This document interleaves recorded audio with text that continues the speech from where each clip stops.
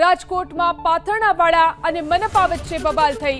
દિવાળી આવતા vigilance staff અને વેપારીઓ વચ્ચે બોલાચાલી થઈ। લાખાજી રાજ રોડ ધર્મેન્દ્ર રોડના વેપારીઓ અને મનપાના સ્ટાફ વચ્ચે આ બોલાચાલી થઈ। વિજિલન્સ ટીમ અને વેપારીઓ વચ્ચે ઉગ્ર બોલાચાલીનો વિડીયો વાયરલ થયો। રસ્તા પરનો વેપારીઓનો માલ વિજિલન્સ ટીમ ઉપાડવા જતા બોલાચાલી થઈ। વેપારીઓએ મનપા કમિશનરે પાથરણાવાળાને ખસેડવાની માંગ કરી હતી। છેલ્લા ઘણા વર્ષોથી દિવાળીએ પાથરણાવાળા દુકાનદારો વચ્ચે ભારે ખેંચતાણ થાય છે। ગત વર્ષે ધારાસભ્ય પ્રશ્નના નિરાકરણ માટેની ખાતરી આપી હતી। આ વિશે વધુ જાણકારી મેળવી અમારા સંવાદદાતા પરાક્રમસિંહ ફોન લાઈનથી જોડાયા છે। પરાક્રમ, ફરી એકવાર પાથરણાવાળા અને મનપા વચ્ચે બબાલ થઈ, જે દ્રશ્યો જોવા મળી રહ્યા છે ત્યારબાદ શું કાર્યવાહી?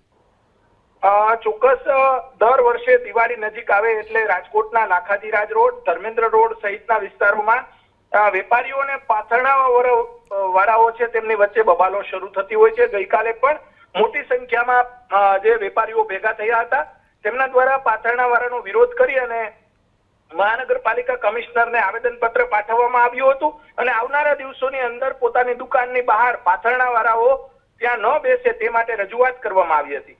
છેલ્લા 3 વર્ષથી આ રીતે વેપારીઓ દ્વારા રજૂઆત કરવામાં આવે છે અને મહાનગરપાલિકાના અધિકારીઓ છે તેમના દ્વારા ખાતરી આપવામાં આવે છે અને ગઈકાલે પણ વિજિલન્સનો સ્ટાફ અને જે વેપારીઓ છે વચ્ચે બોલાચાલી થઈ હતી।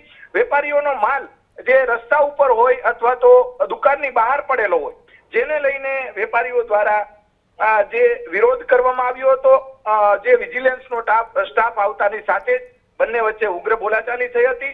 ગત વર્ષે પણ ધારાસભ્યોએ રાજકોટના જે ધારાસભ્યો છે તેમના દ્વારા મધ્યસ્થી કરવામાં આવી હતી અને વેપારીઓ અને પાથરણાવાળાઓ જે વેપારીની દુકાનની બહાર ન બેસે તે માટેના આદેશો પણ કરવામાં આવ્યા હતા।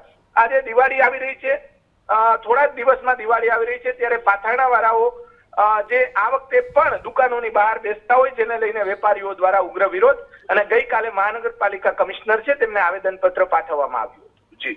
જી આભાર પરાક્રમ, તમામ જાણકારી આપવા માટે।